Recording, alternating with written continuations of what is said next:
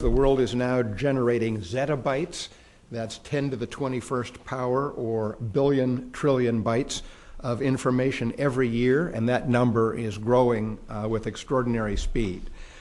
These data are being generated by remote sensors, by online retail transactions, text documents, email messages, video images, computers running large-scale simulations, and scientific instruments including particle accelerators and telescopes, both on Earth and in space.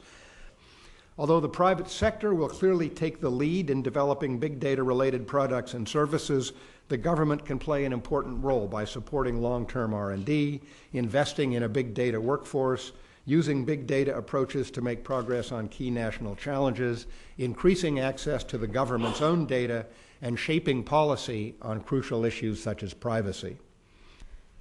At NSF, we recognize that data are motivating a profound transformation in the culture and conduct of science.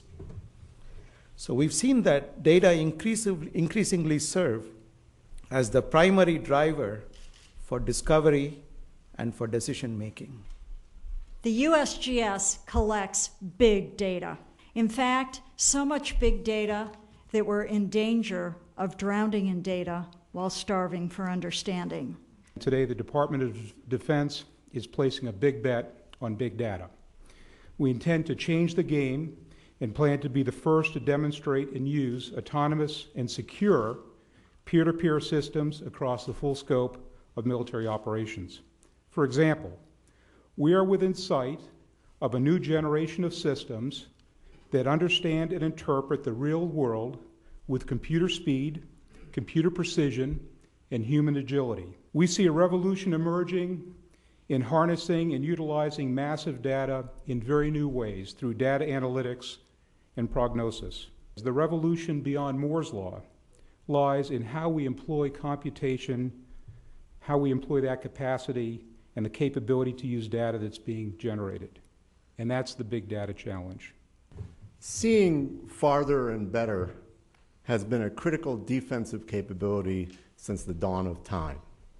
Increasingly, though, the terrain we need to survey, the horizons we need to scan, the things we need to see are including bits and bytes in mountains and oceans of data. We have an interesting situation with the fact that more and more industries and companies are coming to try to use our high-performance computing.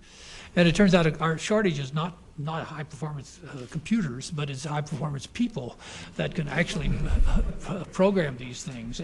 We looked at three categories of skills that seem to be critical to big data. One was what we called sort of deep analytical skills. The next big challenge was the next group, and this is a group you might call the data-savvy managers or executives or decision makers. Then there's a third category that we found, and these are the more technical technology support or technicians. Because one of the things in big data is you find that there's a lot of how do you stitch together databases, how do you connect structured databases with, say, sources of data that are giving you unstructured data. Educational studies, the typical sample sizes are 20, 50 people. The really big ones, you might have 500 people in an educational study. Here you can actually study human learning when you have 100,000 people and really figure out what makes people learn and what doesn't. And so this kind of big data is really a surprising and very new opportunity for us to understand how people learn and how to make them learn better. We also have to be careful not just to build a microscope for data, but also a telescope for data, so that we can look at the big patterns from afar. So it's a growth in scope, a growth in scale, a growth in complexity, but an acceleration of progress, and I think that's what's exciting about it. What I was most excited about is this multi-layering of different types of data, interactive loop of discovery, analysis, and development of insights that actually lead to progress in a variety of different fields.